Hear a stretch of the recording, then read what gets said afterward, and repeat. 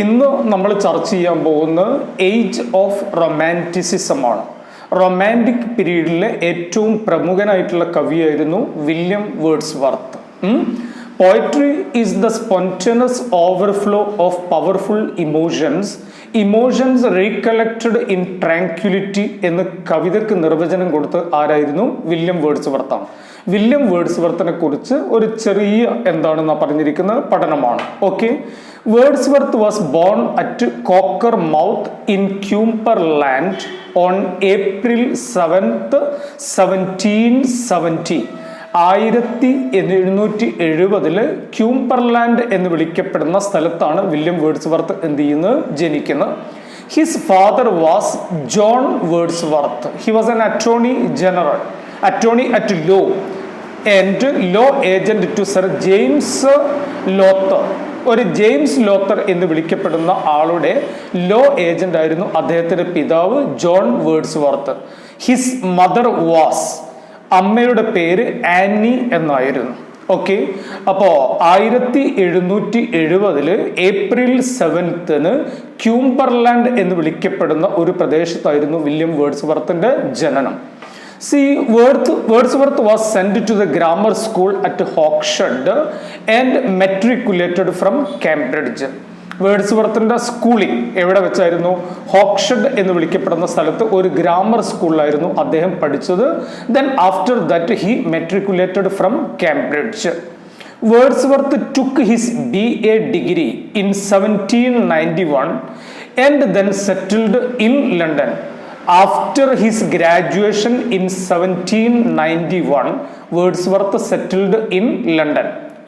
Wordsworth visited France in 1791 and there he met and fell in love with Annette Valen, a French girl whom he did not marry, but she bore a girl child to him.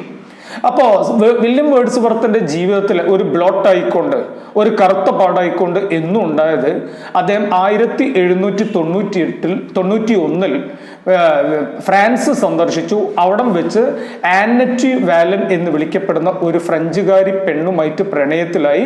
അതിൽ അവർക്കൊരു പെൺകുട്ടിയും ജനിച്ചു. പക്ഷേ Wordsworth did not marry her. He left them there and returned to England. Okay, then Wordsworth married Mary Hutchinson in 1802. ഓർമ്മിക്കുക, Wordsworth married Mary Hutchinson in 1802.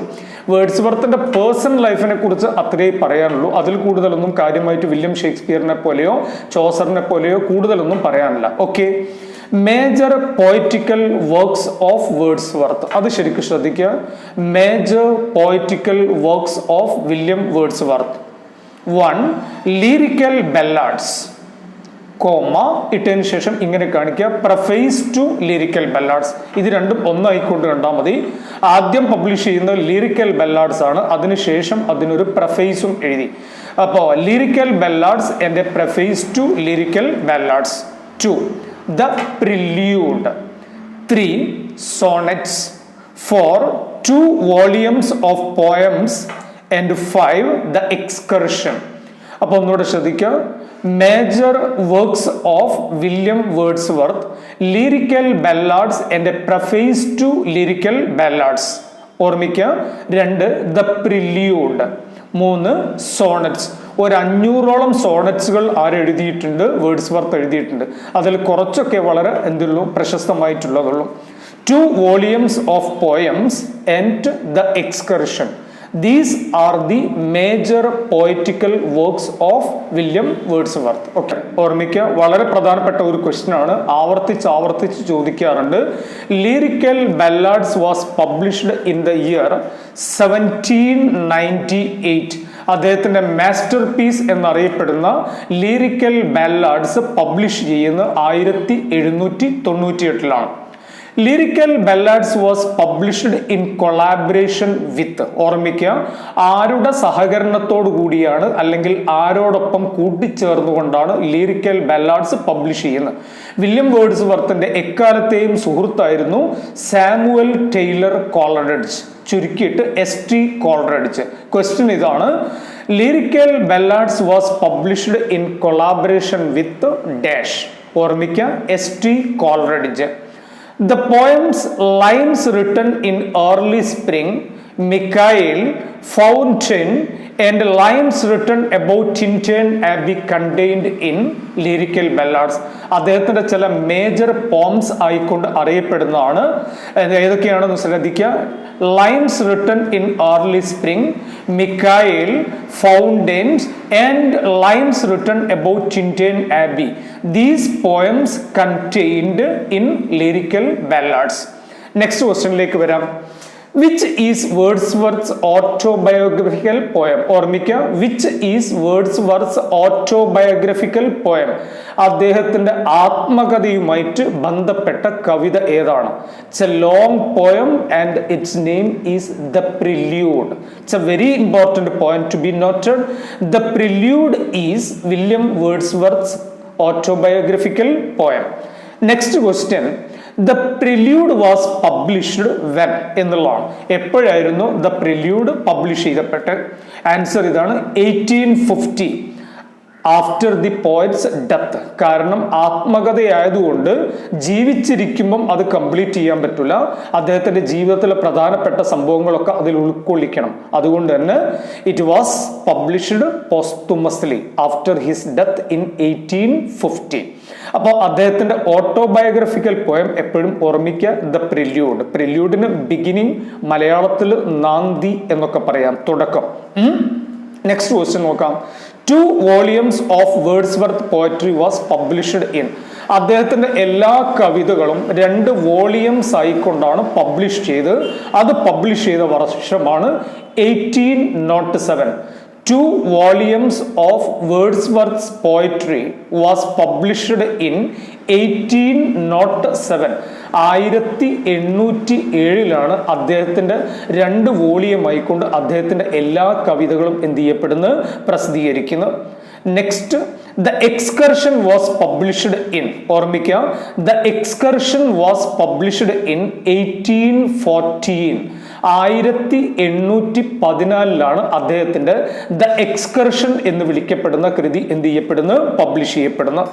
ഇനി അദ്ദേഹത്തിന്റെ പ്രശസ്തമായിട്ടുള്ള ചില കൊട്ടേഷൻസിലേക്ക് പോവാം, ശ്രദ്ധിക്കുക. We are laid asleep in body and become a living soul. We are laid asleep in body and become a living soul. ആ poetic പ്രോസസ്സിൽ അല്ലെങ്കിൽ ധ്യാനാത്മകമായിട്ടുള്ള ഒരു മൂഡിനെ കുറിച്ചാണ് വേർഡ്സ്വർത്ത് പറയുന്നത്. ആ ഒരു നിമിഷം എൻ്റെ ശരീരത്തിന് ഞാൻ പതുക്കെ ഉറക്കാൻ വിടുന്നു, എൻ്റെ ആത്മാവ് മാത്രം ജ്വലിച്ചു നിൽക്കുന്നു എന്ന്. ഏത് കവിതയിലാണ് ഈ വരികൾ പ്രത്യക്ഷപ്പെടുന്നത് എന്നുള്ളതാണ്. ആ ലൈൻസ് ഒന്നുകൂടെ ഓർമ്മിക്കുക. We are laid asleep in body and become a living soul. In which poem of Wordsworth does this line occur? ഏത് കവിതയിലാണ് ഈ വരി പ്രത്യക്ഷപ്പെടുന്നത് എന്നുള്ളതാണ് ഓർമ്മിക്കുക.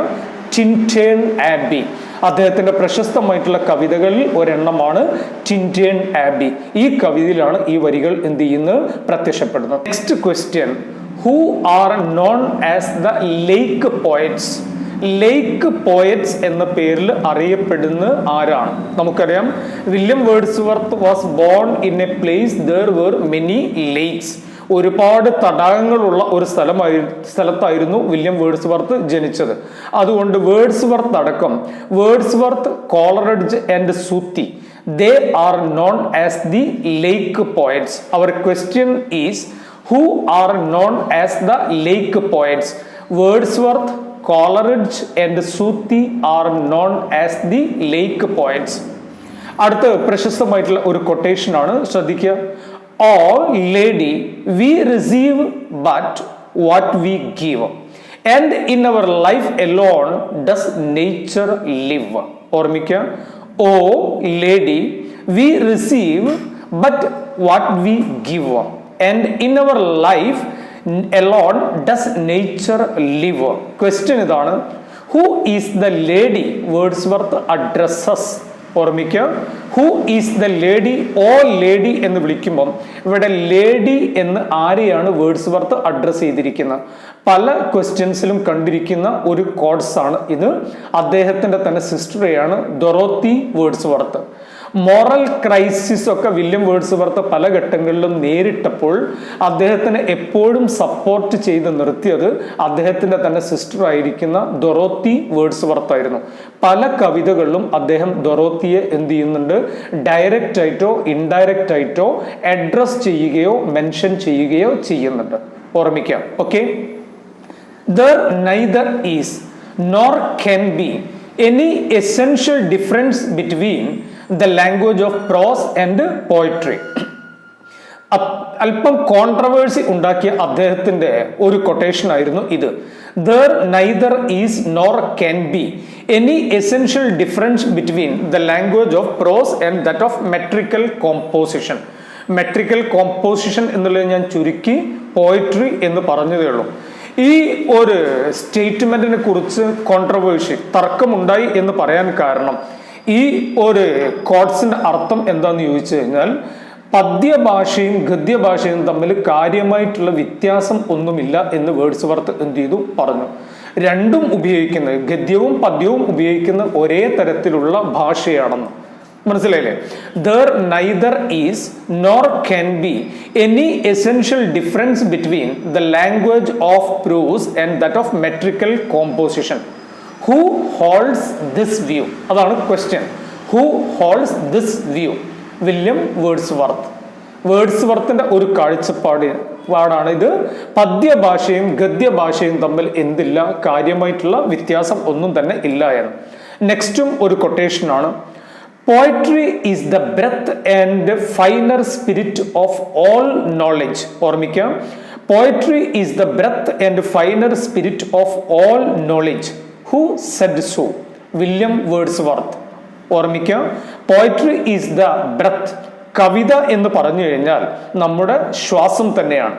And finer spirit of all knowledge.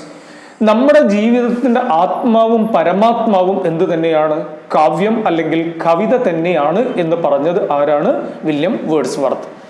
Wordsworth initiates his theory of poetry in the Wordsworth initiates his theory of poetry in the preface to the lyrical ballads. ഓർമ്മിക്കുക, preface to the lyrical ballads. Lyrical ബല്ലാഡ്സിന് William Wordsworth എഴുതിയിരിക്കുന്ന ആമുഖത്തിലാണ് അദ്ദേഹത്തിന്റെ കാവ്യ സിദ്ധാന്തം അദ്ദേഹം എന്ത് ചെയ്യുന്നത് വ്യക്തമാക്കുന്നത്. Romanticism has been defined as. William Wordsworth ജീവിച്ചിരുന്ന റൊമാൻറ്റിക് പീരീഡിലായിരുന്നു. അദ്ദേഹത്തിന്റെ ലിറിക്കൽ ബല്ലാഡ്സിന്റെ പബ്ലിക്കേഷനോട് കൂടിയാണ് ഇംഗ്ലീഷിൽ റൊമാൻറ്റിക് റിവൈവൽ ബിഗിൻ ചെയ്യുന്നത് എന്ന് നമുക്ക് എന്ത് ചെയ്യാൻ പറ്റും? ഒബ്സർവ് ചെയ്യാൻ പറ്റും. അപ്പോൾ റൊമാൻറ്റിസത്തിന് പൊതുവെ കൊടുത്തിരിക്കുന്ന ഒരു ഡെഫിനിഷൻ എന്തായിരുന്നു എന്നാണ്.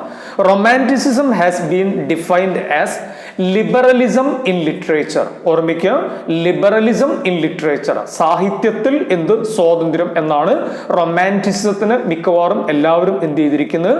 ഡിഫൈൻ ചെയ്തിരിക്കുന്നത്. Next, a poet is essentially a man speaking to man. വളരെ പ്രശസ്തമായിട്ടുള്ള വില്യം വേർഡ്സ്വർത്തിന്റെ ഒരു പ്രസ്താവനയാണ്.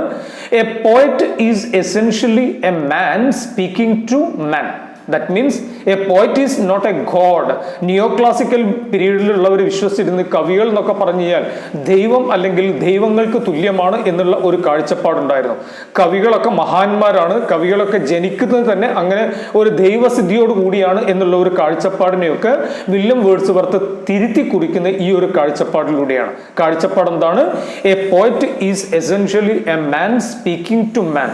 കവി എന്ന് പറഞ്ഞു കഴിഞ്ഞാൽ ഒരു സാധാരണ മനുഷ്യനാണ്, അയാൾ സംസാരിക്കുന്നത് മനുഷ്യരോട് തന്നെയാണ്.